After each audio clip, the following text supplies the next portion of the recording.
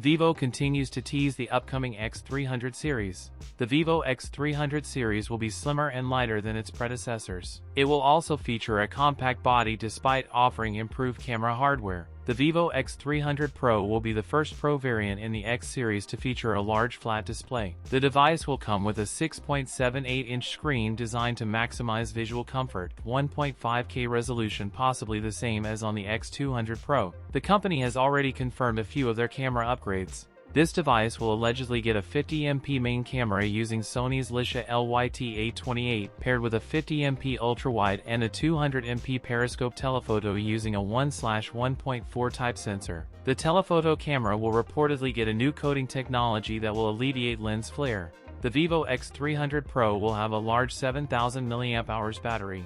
The X300 Pro will be powered by MediaTek's Dimensity 9500. The X200 Pro launched back in October, and the X300 Pro may be unveiled around the same time, or perhaps even earlier, as the Dimensity 9500 chipset could be announced in September. That's it for today's video. If you enjoyed it, don't forget to like, comment, and subscribe for more content. Thanks for watching, and I'll see you in the next one.